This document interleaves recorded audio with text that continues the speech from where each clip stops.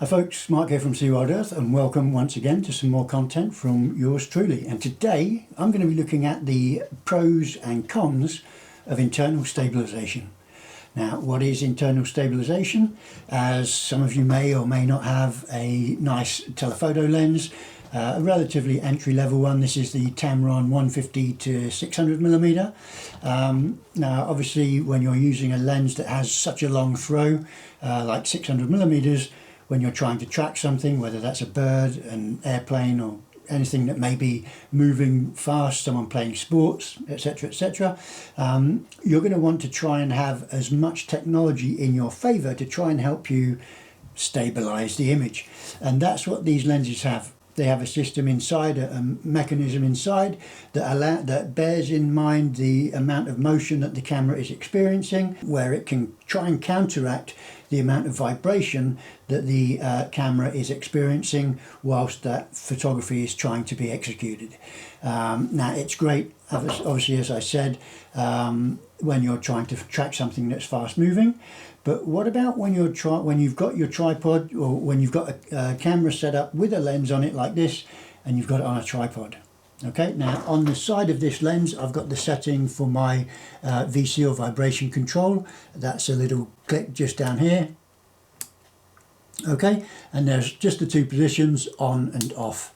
Now I would turn it on when I'm trying to shoot, like I said, birds, aeroplanes, all that kind of stuff.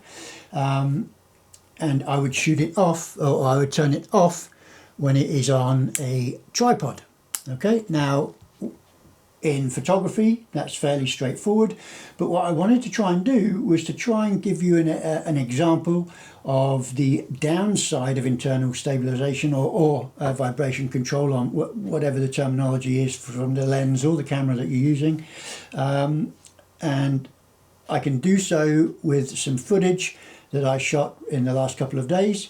And the first one is to show you what happens when you forget to turn your vibration control or internal stabilization off when you've got the camera on a tripod and you're filming something from a fixed location. Now, this is a sunset that happened a couple of days ago, actually, and as you can see, there's absolutely I have zero contact with the camera. What you can see is that the footage is shifting and it looks like someone is manipulating the camera, but that is only the machine or the mechanisms of the internal stabilization, or the vibration control in this case, working against itself to try and figure out what it needs to stabilize, even though the camera isn't moving. Okay, so that is very, very important, especially for video, but also for photography. If I'll show you an image now, shot maybe about 3 or 4 months ago, when I was trying to get an image of some rocks during a storm. I had the camera literally on the rocks, not a tripod, because even the tripod in the wind was shaking a bit. But what happens is, again, that internal movement, when I'm trying to shoot a relatively slow shutter of like 1.2 seconds or 1.6 seconds, that movement is enough to blur the image, obviously, so it ruins the image. So it's something that you really have to be careful of, mindful of, when you've got the camera either set down on a set of sticks or resting in a position where you don't want any movement whatsoever. Now let's compare that with some video that I shot this morning. I was out shooting nature, and right on top of a nearby utility pole, a Japanese Sparrowhawk. Cool beans. And with internal stabilization or the vibration control turned off, as you can see, the footage is absolutely rock solid.